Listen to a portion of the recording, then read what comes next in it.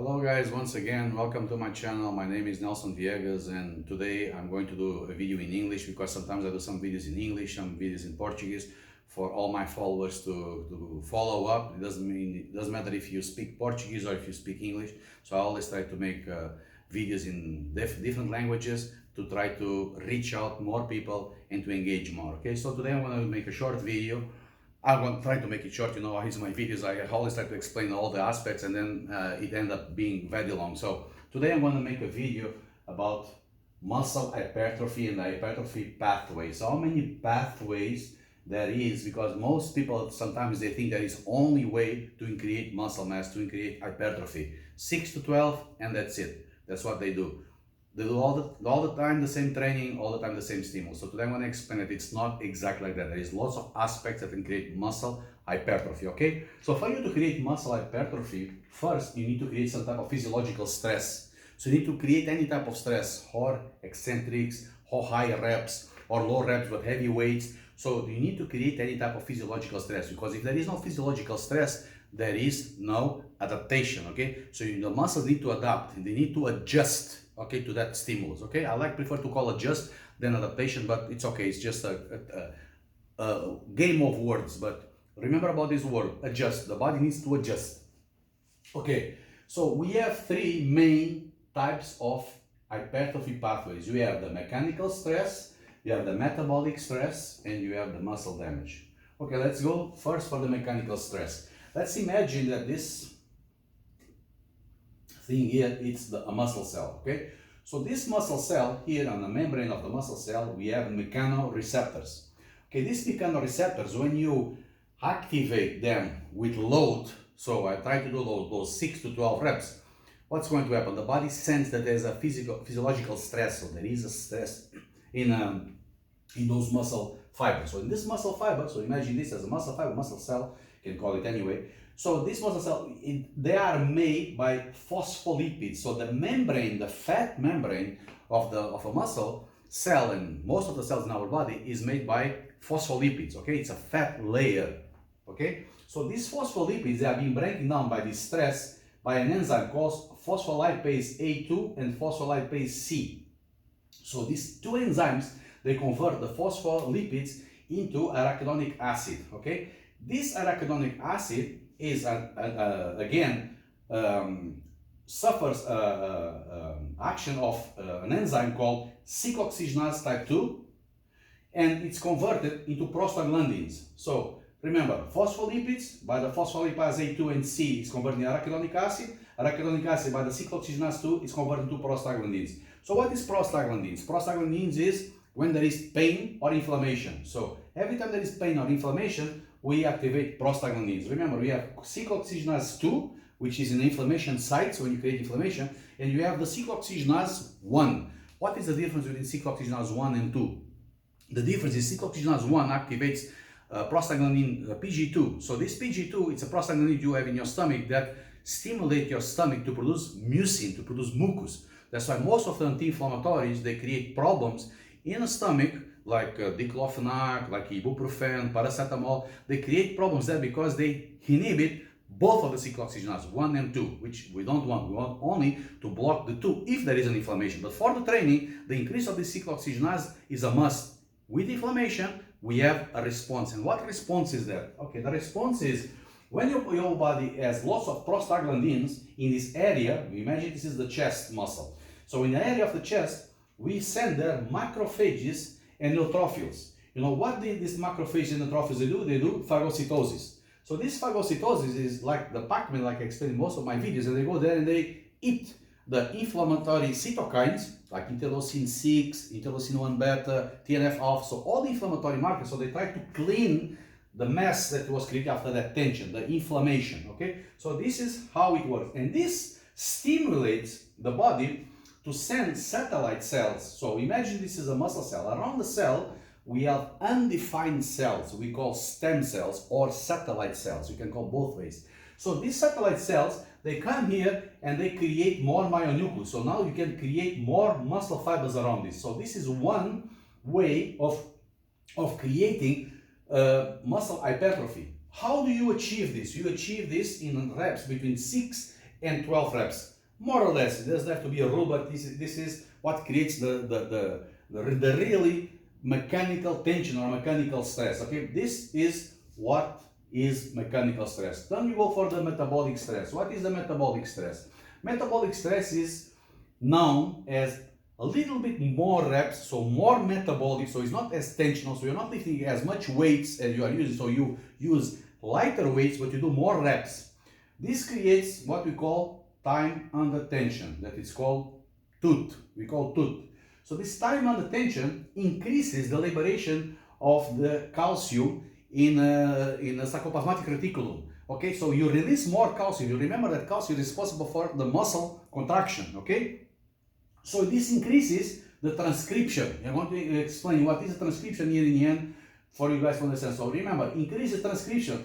How do you increase transcription? By producing a protein called calmodulin, and this calmodulin stimulates another protein called calcineurin. This calcineurin activates NFAT, okay? Nuclear factor activated by T cells. Okay, this nuclear factor activated by T cells, they also increase transcription, okay? So what happens when you do more reps? You increase time under tension, liberation of calcium, calmodulin, calcineurin, and fat transcription.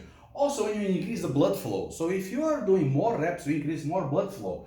On the muscle cells, we have what we call osmosensors. These osmosensors, they sense the osmosis, they sense if the cell is being stretched. So these osmosensors, they activate a protein called MAPK, okay? It's a protein kinase activated by mitogens, okay? So they activate this MAPK. Also, this MAPK activates hypertrophy. Okay, another thing that in this metabolic stress that also creates muscle hypertrophy is the increase of the acidosis. So most people and most trainers still speak about lactic acid. I think it's more than time for you guys to stop speaking about lactic acid. We don't produce lactic acid, we produce lactate and ions of hydrogen. So when you train, when you feel that burn, that is ions of hydrogen. So from some, I will not explain here because it takes long, but from when you break down glucose, we have 10 stages until you get pyruvate. In the sixth one, you produce hydrogen. Also, when you go to the electron transport chain, so in the end of after the Krebs cycle, you also produce ions of hydrogen. So when you're producing energy, inevitably you are increasing your ions of hydrogen. This H+. This H+, they create the ROS. What is the ROS? Reactive oxygen species. When you increase reactive oxygen species, you activate proteins called heat shock proteins. So these heat shock proteins also create hypertrophy, okay? So make a long story short here on this area, how do you really achieve this metabolic stress? You achieve this metabolic stress by doing more than 12 reps. So when the reps are higher, 12, more than 12, so 15, 20, 25, 30 reps, we have more metabolic stress. Okay, so this metabolic stress is the second. So here was mechanical stress, more weight, less reps. Here, more reps, less weight. Okay, so important also to speak about muscle damage. What is the muscle damage? These things here, they also happen when you do mechanical stress because this is a very thin line between both of them. So when you do muscle damage, you do something called mechanotransduction. What is this mechanotransduction? It's activating a protein called PI3K, phosphatidylinositol 3 kinase. This phosphatidylinositol 3 kinase, they are responsible for stimulating another protein called AKT, protein kinase B is the name of this protein. So what this AKT does, activates mTORC1 and mTORC2. mTOR is mammalian target of rapamycin. So this mTOR is exactly what makes the muscle grow. Okay, and then remember those phospholipids that I told you here on the membrane? These phospholipids are also being broken down by another enzyme called phospholipase D. Remember here they were breaking down by phospholipase A2 and C, but also they are breaking down by phospholipase D. And then they produce something called phosphatidic acid. This phosphatidic acid exists in supplements. You can supplement phosphatidic acid to activate mTOR, okay? Don't expect same results as steroids or something, but also activate mTOR. Okay, so how do you achieve this? You achieve this by doing 1 to 6 reps and especially eccentric reps. On eccentric reps, you use high huge amount of weight, so high weight, and you try to just hold the weight back, and your colleague puts the weight up, and you just hold down, we call the negative part of the movement, you achieve muscle damage. When you achieve muscle damage, you activate this process. But remember, mTOR is also activated by phosphatidic acid and by other things here on the mechanical transduction. So, just to make a long story short for you guys to understand, this liberation of calcium that you have here also activates a protein called AMPK. This AMPK activates sirtuin-1, sirtuin-2, TFAM, which is the mitochondrial transcription factor, and PGC1 alpha. What is this important, this increase of this liberation of calcium, this calmodulin and calcineurin? What is the importance of this? Because this increases the mitochondrial biogenesis.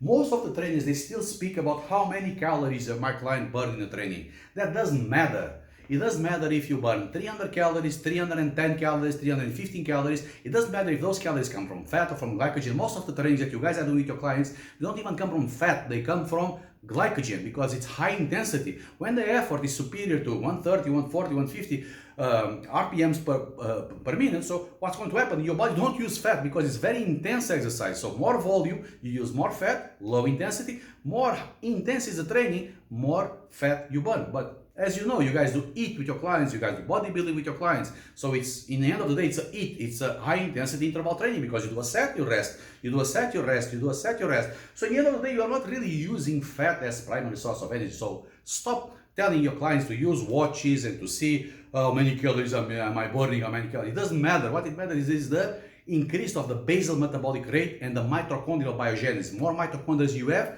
more calories you burn. And more calories you burn in a 24-hour period.